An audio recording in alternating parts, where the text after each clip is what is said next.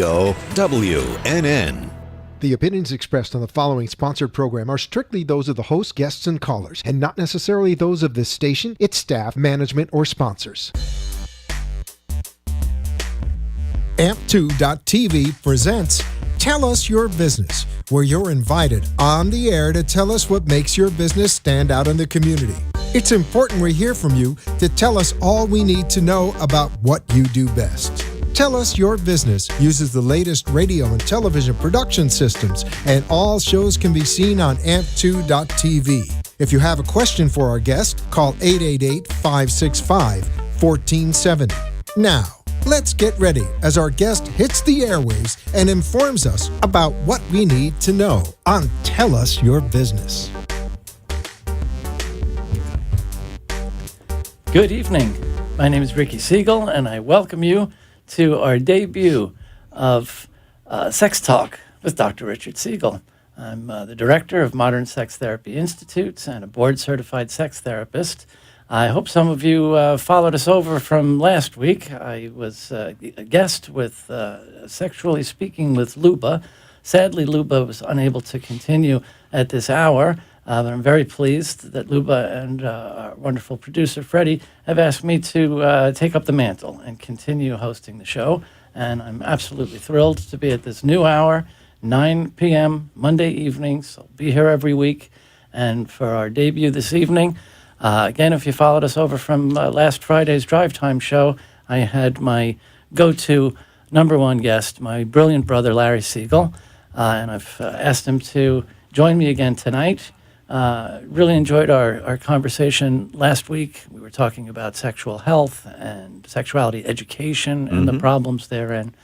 And the conversations continued during the week. Got me thinking more about my work as a sex therapist, our work in the field of sexology, sex therapy, sexuality education. And, you know, it's a strange field we're in. Indeed. It's one of these things that there really shouldn't be, in a perfect world, in a sexually healthy world, there shouldn't be such a thing as a sexuality educator, because as we were discussing last week, we have another term for sexuality educator. It's parents. Right? So the fact that not only are there people who have that job description, but that it's so political and people fight and argue over who's allowed to say what, and can you say penis and vagina in a kid's classroom without sending them crazy to go busting out the doors and windows to run around and go have sex with everybody, right? But now, I'm coming back around more thinking about the job title, the role of a sex therapist, and it strikes me as just as bizarre. Well, in a lot of ways, I think it is, because it seems to be taking something that's part of a whole person, taking it out of that whole person, looking at it sort of from the outside, looking at it almost in a vacuum, and then trying to put it back into a whole person. Right. As opposed to just working with the person in the context of their life, looking at their relationships as a whole, looking at how they approach the world. I think... I often describe certain fields that suffer from this dreaded disease that I've always described called terminal uniqueness. Right. It seems there's a lot of self-justification. I mean, sex ed, as you mentioned before, I've often wondered, why do we do this work? Why do we have this job? I appreciate it. Right. I'm certainly, it helps me to survive, and I love the work, but... Why should we have to do this? Again, in a perfect world, there would be no need right. for sexuality educators, because parents would be doing that by virtue of having a child. We don't have to review how that happens. And, right, if two people through a sexual, hopefully loving act end up having a child or choose to have a child in whatever means necessary, then they adopt that job title. They're responsible for raising a sexually healthy young person, right? Right. But now, just for a little context, there's a Facebook group. I don't need to tell you about it. You and I are very active members. I don't want to say anything about it because it's like, a favorite band. You tell too many of your friends and then you can't get tickets for the show. But if any of you are listening, you know who you are. I have the utmost respect for you. And there was this conversation going this week about this idea and referenced an article from two brilliant sex therapists in the field, Marta Miena and Itzhak Binnick, from several years ago. I was surprised I missed it and a little embarrassed. But they asked the question, is sex therapy, are we talking about a specialization or marginalization? I think that fits right into the point you just made. Let me just get this in. For those of you listening or watching, streaming live, we'd love to take your questions and comments. You can call us at 888-565-1470. Of course, we're broadcasting on 1470 AM, 95.3 on the FM dial. And once again, 888-565-1470. Call us, join the conversation. So one of the many wonderful points, actually, there was some pretty harsh criticisms about the field that we all need to take a look at within our field. But I'm going to talk about the happier things for me, what I found very validating and reassuring. But this is a really interesting point. Everyone has accepted since Masters and Johnson's work, of course, groundbreaking work on sexual response, and they've kind of invented sex therapy. Since the 70s, their book was 1970, right? Human Sexual Inadequacy, was that the name of it? That sex therapy has become the specialty. Right. So is that a specialization, or does that perpetuate the idea that, ooh, sex, we got to send you to a specialist. This is something only these people are trained. Because, I mean, look what it's done to the whole field of psychotherapy.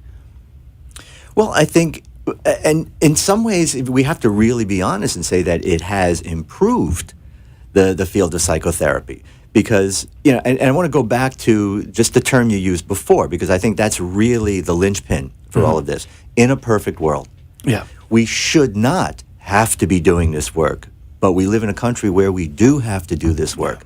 We know, and this has been a bone of contention of ours for many, many years, very few, I mean, really very few, I think less than 2% of all medical schools in this country teach anything around sex and sexuality.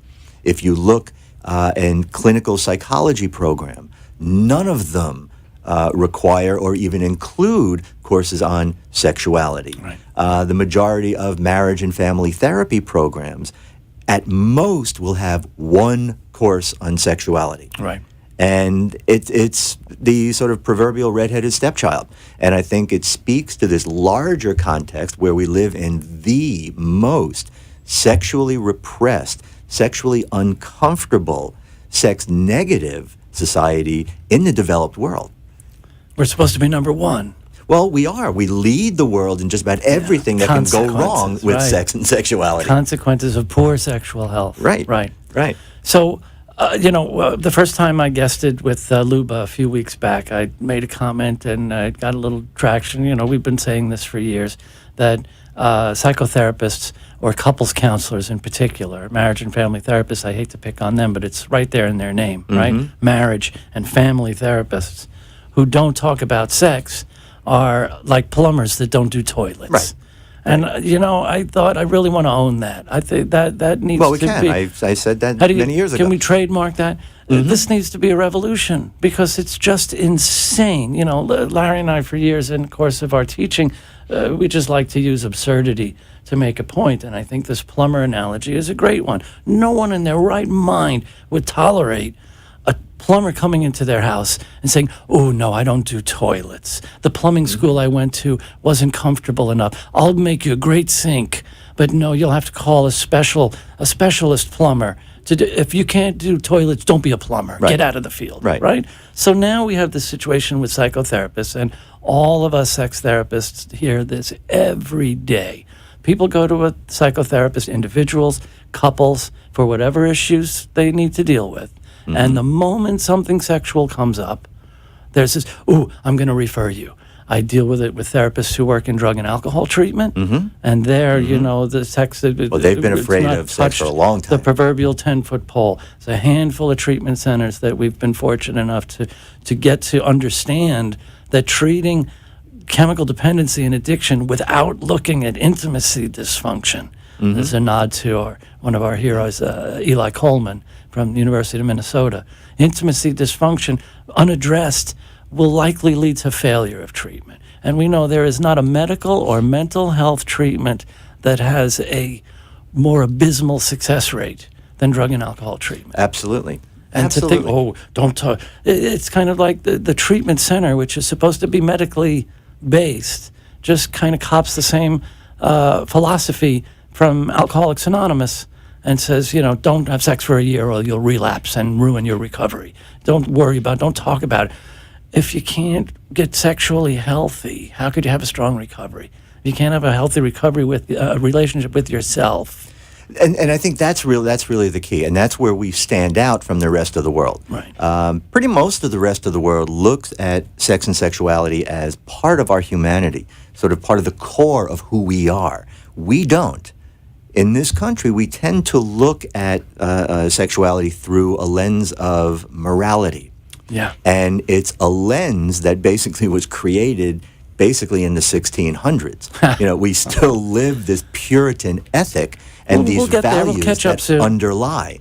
Right. Yeah. And going back to the plumber and the toilet analogy, we can also extend that with a lot of what passes for sexuality education in this abstinence-only nonsense that is so Sure. pervasive. Sure. If we use that same analogy, that is akin to, we want to know, what can I do to make sure my toilet doesn't keep stopping up? And the only solution we get is don't use it. You're right. Or plug it up for good. Right, keep it clogged, just don't use it. Yeah. Right? So I think we've just never really gotten a place of comfort. We've never gotten to a place where we look at sex or sexuality in particular as something we are. We still look at it as something we do, and we have a lot of judgment that we put on the do. I Right. tell people a lot Right. that the sex is not a verb; it's a noun. Yeah. And that's a big missing piece, because as long as we don't accept sex and sexuality as not only a normal and natural part of who and what we are, but an incredibly important aspect to our optimal functioning and overall well-being. Right. Right. Excellent. So we have this weird kind of, specialty. And again, I'm not knocking it. I'm currently making my living. As I introduced myself, I'm the director of Modern Sex Therapy Institutes. I have a brilliant partner, Dr. Rachel Needle, a West Palm Beach psychotherapist. Larry, of course, is part of our principal faculty. We have some of the leading figures in the field, I'm very proud to say, as part of our faculty. And we train psychotherapists and medical professionals, physicians, nurse practitioners, physical therapists in sexual medicine, sexuality counseling, and sex therapists.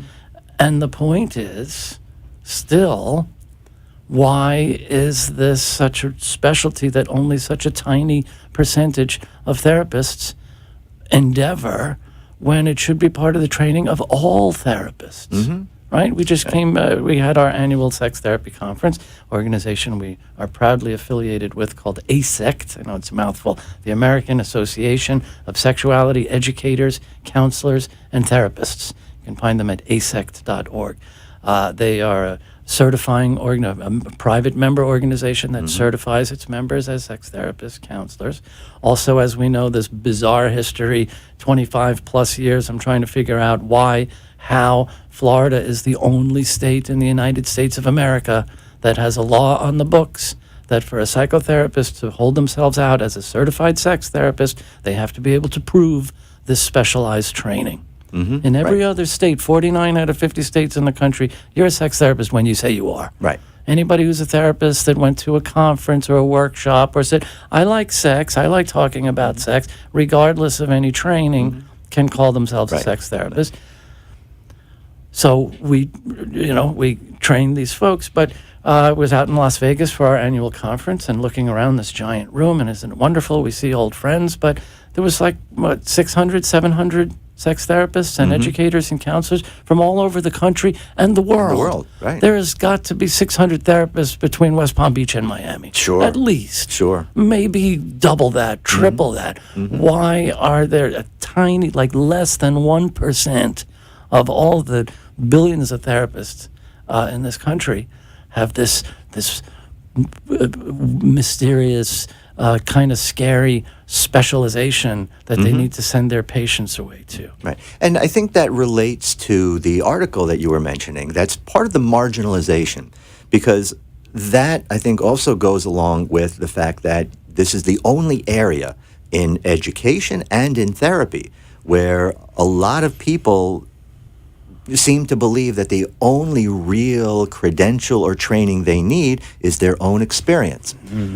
We talk about the sexuality educators for years, especially in working with adolescents who have absolutely no training or background in adolescent development or understanding, except that they were once an adolescent. They have no training whatsoever in sexuality other than maybe they have had sex, and they are coming in with intention. Right. And you're right. They're interested and they care. They want to help. Right. But let's put that in real life. Would you bring your car to a mechanic who knew nothing about engines, who knew nothing about how a car worked, but they really cared about cars running well? Right. In any other context, it doesn't work. But in sex, it seems to be the norm. And I think that is part of that marginalization. There is a taking for granted.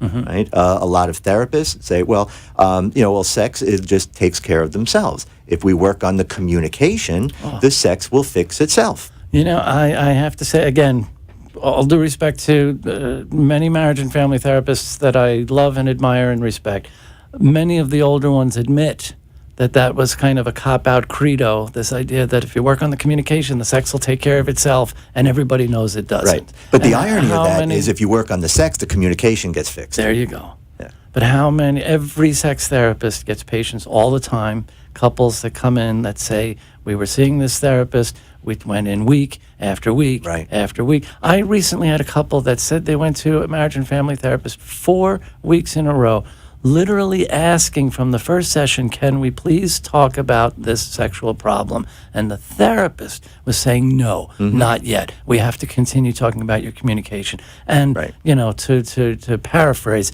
whose poop is it anyway? Right. If that's going on, that's the therapist's issue. Sure. It's the same thing with, I think, the lead foot that, seems on the surface to have merit, which really doesn't. That so many therapists also believe that, well, you can't just jump into sex. You have to build trust. You have to build rapport. Not realizing that the reality is if they're coming to you for a sexual problem, that's what you need to talk about. And there's where you'll make your rapport and connect with your couple or your individual. But I think a lot of these things really speak to the fact that most therapists, and we've spoken to them, we know that this is what so many of them do experience and think. They're just not comfortable talking about it. But that's my point.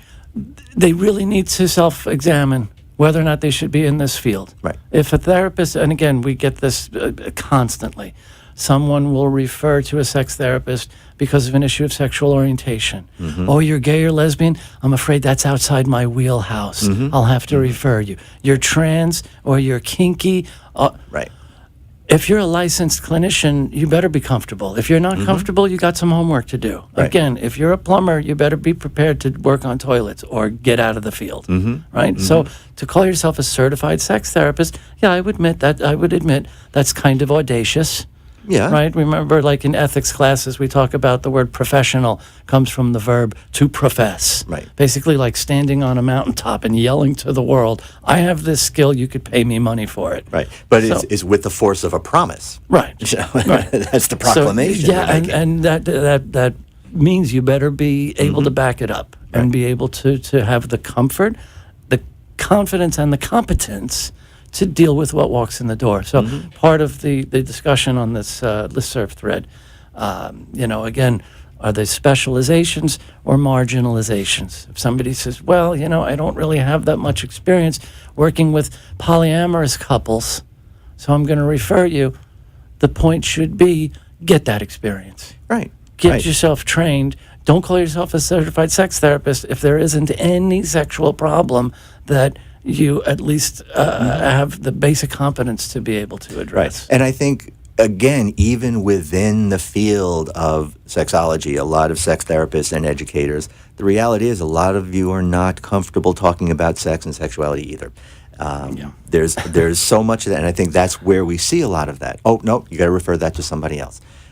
We see that with a lot of gender issues. You have let's say, a heterosexual therapist that has a gay client or couple that comes in. Now, this is couples therapy. Exactly. Right? This is no different than anything else, but you'll often see the hackles go up, the sphincters tighten up, and you say, no, we have to refer you to somebody who is an expert on that. How many times have we heard, how do you do sex therapy with a gay couple? Right. And of course, the only answer is the same way you do sex therapy with any couple. Right. Right? A couple's a couple. Right. If a couple comes in, my first thought shouldn't be, do I know enough about these people and how they have sex, or those people? My interest should be these people sitting in front of me and how they have sex, or what their problem is. Right. Now, now to defend my livelihood, right? Because of this lack of sexual comfort and constant avoidance, we need to train these sex therapists. We need to get patients who are seeing therapists and paying them their hard-earned money to say, what do you mean you're not trained in this? Right? We know there's this book all therapists know, the kind of the therapy Bible, the DSM, the Diagnostic and Statistic Manual, which lists all of the mental illnesses that can be applied to a person. And of course, there's a whole section, a whole chapter on sexual dysfunctions and disorders. And so it seems that all of these clinicians, we're supposed to know that book front and back, and that's our working book. But it seems the majority of therapists, I mean, like more than 99%, just seem to skip that whole chapter. Well, sure. Well, how much of that also relates to the fact that insurance companies also skip that whole chapter? That's true, too. Right? Here's a mental health diagnosis. Right? Here's a mental health diagnosis. Here's a mental health diagnosis. Here's one we're not really comfortable with. So let's just skip that. We're not going to cover it. We don't have to think about it. And we'll go back to all these other ones. Right. So I think this is, again, a pervasive problem across the board. Right? Sure. Doctors, therapists, and, of course, individuals. Because that's our legacy. We continue to perpetuate this discomfort with sex and sexuality. How many times have we heard people say, hey, nobody talked to me about that, and I turned out just fine? Yeah. And, we all know that we have to sometimes bite our tongue, because we really want to see sometimes, no, you really didn't turn out so fine. Yeah. But it's just one of those things that we take for granted because I think we're just uncomfortable from the get-go. Right? Remember when we first started doing more outreach to medical professionals in particular, and most obviously urologists and gynecologists, the go-to PP doctors, and boy parts for urologists and girl parts for gynecologists, even though, of course, women have urological systems just like men. But the assumption, people think if they have a problem down there, those are the doctors they would see. And of course, most people don't know what you said earlier, that even PP doctors have no training in sexuality. So we used to kid around in some of our earlier medical students that, these genitals you're working on all day, they're attached to people. That's right. And people actually use them in ways that affect their relationships, their lives, their quality of life.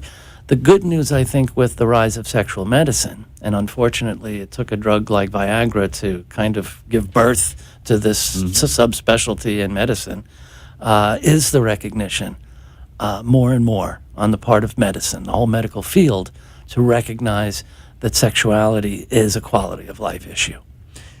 Exactly. Unfortunately, still very much from a plumbing issue. Right. We're also often reminding physicians, particularly urologists and gynecologists, that, as much as you may be an expert on the parts, that's not really what it is. Another analogy we often use is you can be the greatest mechanic in the world. It doesn't make you a good driver. Right. And again, that idea of being able to work with the people who are attached to these genitals is very, very important. And most don't. Right? Now, again, a lot of it is time. For a lot of medical professionals, sex represents that proverbial door handle confession. Right. If they only have 5 minutes to be with a patient, A lot of them are wanting to get out of the room before that even comes Yeah, up, and- because that's a yeah. discussion that they're not prepared to have, They're not able to heading have, out and they of don't have time. the exam room, and the patient says, "Oh, doc, Right. by the way, there's this thing. It's really embarrassing," and you could see their eyes rolling from behind their head. They want to get out of that room. Right. Now, if there was a sex therapist down the hall, in every urologist office, in every gynecologist office, how about every cardiologist office, gastroenterologist? You know what my favorite of all is? Obstetrics, not just gynecology, but OB. obstetrics, right. Check this out. The very thing that makes people obstetric patients, sex, Yeah. doesn't get talked about through the whole process: pregnancy, labor, delivery, after the delivery, going home with the baby. Nobody's talking about sex. That book, that famous book, Everything What to Expect When You're Expecting, sure covers baby proof in the house, Right. doesn't There's it? nothing in there. Nothing except sometimes dad is with no preparation at all, shoved into the delivery room, traumatized. Then they're sent home with this beautiful swaddled baby. That sometimes the only advice they get is no sex for 6 weeks, and nobody says, what does that mean? Right. No intercourse, no pleasuring. Is there maybe stitches from an episiotomy, or maybe pain, or maybe if the new mom feels like it or doesn't feel like? Where does this no sex for 6 weeks come from? Instead, all it does is start this separation. Right. Right? They're Right. bonding with the baby. Dad's often feeling left out. And I don't want to sound heterosexist with this, because it happens with all kinds of couples and all kinds of families. But if new parents were coached and how to keep their relationship sexy and erotic, even as they become parents. I had a wonderful couple come in to see me because they were pregnant, and they said the best thing I ever heard a new couple say to a sex therapist: "We don't want to turn into our parents. So we want to get into this sex therapy while we're pregnant, so the baby doesn't change this wonderful sex life we have." And that's a wonderful thing when we see that, So I think really it all comes down to this element of the sexual discomfort that really sort of drives almost everything that this society is about. So I think on an individual basis, on a professional basis, we want to be comfortable with our own bodies and accept them as natural, accept sex and sexuality as a natural part of who we are. We got a wrap. I thank you all for joining us. Thank you, my brother Larry Siegel. Again, my name is pleasure. Ricky Siegel, Director of Modern Sex Therapy Institutes. Be back next Monday night. Please join us 9 p.m. Monday, and hopefully every Monday after that. Join us on Facebook. Call in. We'll look forward to it. Thanks very much for joining us. This has been Tell Us Your Business, where a special guest comes on every week and tells us what they do. All shows can be seen on amp2.tv, and if you wish to be a guest, call 866-224-5422 and tell us about your business. That's 866-224-5422. This has been an amp2.tv production.